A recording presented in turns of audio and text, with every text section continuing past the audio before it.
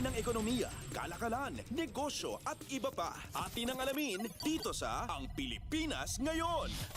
Magandang araw, narito tayong muli para sa segmentong Balitang Negosyo at Kalakalan. Nagtala ng double-digit increase ang total volume at value ng domestic trade sa first quarter ng taon. Ito ay ayon sa Philippine Statistics Authority o PSA. Sa ulat ng PSA, ang total quantity ng domestic trade sa unang 3 buwan ng taon ay umabot sa 7.73 million tons, tumaas ng 11.7% mula sa 6.45 million tons sa kaparehong buwan noong nakaraang taon. Ayon sa PSA, halos lahat ng commodities ay kinalakal sa pamagitan ng tubig habang ang iba ay sa pamagitan ng air sa first quarter ng 2024. Sa commodity section, ang food at live animals ang nangunguna pagdating sa quantity o dami ng domestic trade sa first quarter ng 2024 na may 3.46 million tons o share na 44.7%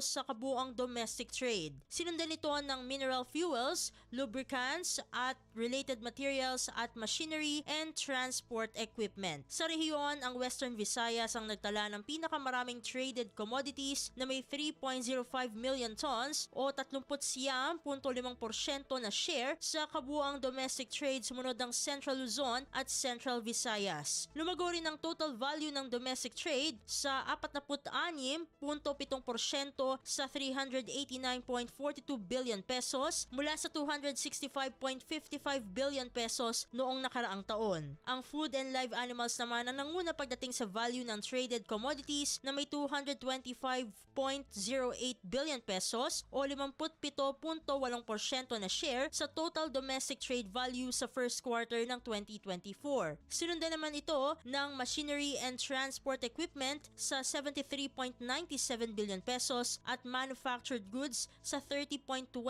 billion pesos. Ang Western Visayas ang nakapag-record ng pinakamataas na value ng traded commodities na nagkakahalaga ng 223.33 billion pesos. Samantala, ang National Capital Region ang nakapagtala ng pinakamataas na inflow value ng domestic trade sa 160.13 billion pesos o 41.1% na share sa total inflow ng domestic trade sa first quarter ng 2024.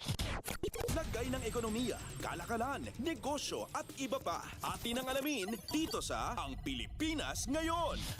Sa iba pang mga balitang negosyo at kalakalan, pinangunahan ni na Department of Trade and Industry o DTI Secretary Alfredo Pascual at Undersecretary Jose Edgardo Sunico ang pamamahagi ng tulong sa Micro, Small and Medium Enterprises o MSMEs sa Visayas Town Hall Meeting sa University of the Philippines o UP sa Cebu. Ayon kay Pascual, sa kasalukuyan ay nakapagbigay ng DTI ng 8 milyong piso sa ilalim ng loan program ng Small Business o SB Corp pangkabuhayan sa pagbangon at ginhawa o PPG sari-sari o retail store kits at shared service facilities o SSFs. 5 negosyo ang tumanggap ng zero interest loan mula sa SB Corp sa ilalim ng Rise Up Multipurpose Loan, isang programa na naglalayong maipagpatuloy ang mga pakinabang ng MSMEs na nalagpasan ang COVID-19 crisis sa nakalipas na 2 taon. 10 retail store owners na naapektuhan ng sunog sa Barangay Look, Mandaue, Kamakailan ang tumanggap din ng business kit sa pamagitan ng vouchers na nagkakahalaga ng 8,000 piso kada isa. Namahagi rin ng DTI ng halos 2.73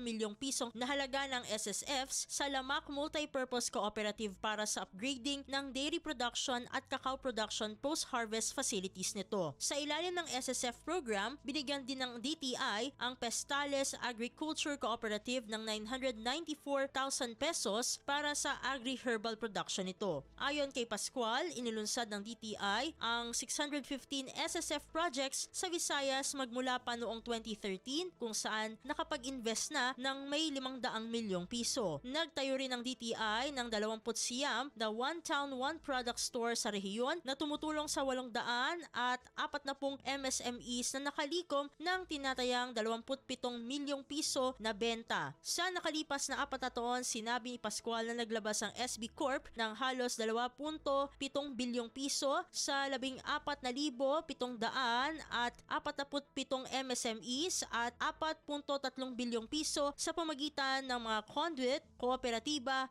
lending institution at bangko.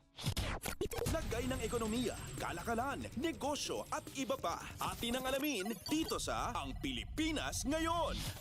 At sa pagtatapos ng ating segmento, tumataas ang presyo ng baboy sa mga pamilihan dahil sa pagtaas sa farm inputs at production cost. Ito ay ayon sa Pork Producers Federation of the Philippines Incorporated o PPFP. Sinabi ni PPFP President Rolando Tambago na ang farm gate price ng baboy ay tumaas sa average na 210 pesos kada kilo. Ayon kay Tambago, ang farm gate price ay tumaas dahil ang gastos sa farm inputs ay sumirit. Tinukoy din ng PPFP chief ang gap na nagkakahalaga ng 120 pesos sa pagitan ng farm gate at retail price ng baboy sa mga pamilihan dahil sa transportation o logistics cost. Samantala, sinabi ni Tambago na ang tumataas na logistics at doing business cost ay nagdagdag ng 120 pesos hanggang 150 pesos kada kilo sa farm gate price. Binigyang diin niya na dapat pag-aralan ng pamahalaan ng gap sa pagitan ng farms at retailers at idinagdag na walang magmamanipula sa presyo ng baboy dahil nakakalat ang hog raisers sa buong bansa.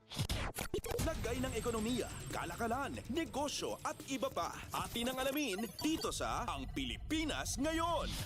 At dito na nagtatapos ang ating segmentong Balitang Negosyo at Kalakalan para sa Radyo Pilipinas World Service. Ito si Steph Vicente. Muli, magandang araw. Lagay ng ekonomiya, kalakalan, negosyo at iba pa. Atin ang alamin dito sa Ang Pilipinas Ngayon.